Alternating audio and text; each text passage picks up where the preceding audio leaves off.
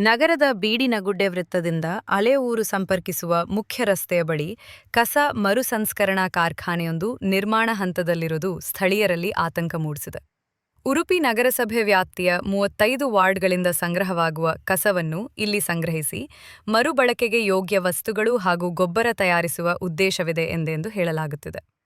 ಯೋಜನೆ ಒಳ್ಳೆಯದಾಗಿದ್ದರೂ ನಗರ ಪ್ರದೇಶದಲ್ಲೇ ಇಂತಹ ಕಾರ್ಖಾನೆ ಸ್ಥಾಪಿಸುವುದು ಅವೈಜ್ಞಾನಿಕ ಎಂದು ಸಮಾಜ ಸೇವಕ ಹಾಗೂ ನಗರಸಭೆಯ ಮಾಜಿ ಸದಸ್ಯ ನಿತ್ಯಾನಂದ ಒಳಕಾಡುವರು ವಿರೋಧ ವ್ಯಕ್ತಪಡಿಸಿದ್ದಾರೆ. ಕಾರ್ಖಾನೆಯಿಂದ ದುರ್ವಾಸನೆ, ಶಬ್ದ ಹಾಗೂ ವಾಯು ಮಾಲಿನ್ಯ ಉಂಟಾಗಿ ಜನರ ಆರೋಗ್ಯಕ್ಕೆ ಅಪಾಯವಾಗಬಹುದು.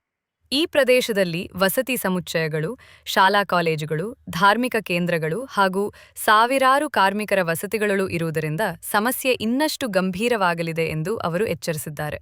ಆದ್ದರಿಂದ ಈ ಯೋಜನೆಯನ್ನು ತಕ್ಷಣ ಸ್ಥಗಿತಗೊಳಿಸಿ ಜನವಸತಿ ಇಲ್ಲದ ಹೊರವಲಯದ ಸೂಕ್ತ ಸ್ಥಳಕ್ಕೆ ಸ್ಥಳಾಂತರಿಸಬೇಕು ಎಂದು ಆಗ್ರಹಿಸಿದ್ದಾರೆ. ಬೇಡಿಕೆ ಈಡೇರದಿದ್ದರೆ ಪರಿಸರವಾದಿಗಳು, ಸಂಘ ಸಂಸ್ಥೆಗಳು ಹಾಗೂ ನಾಗರಿಕರ ಬೆಂಬಲದೊಂದಿಗೆ ಪ್ರತಿಭಟನೆ ನಡೆಸಲಾಗುವುದು ಎಂದು ಒಳಕಾಡುವರು ತಿಳಿಸಿದ್ದಾರೆ.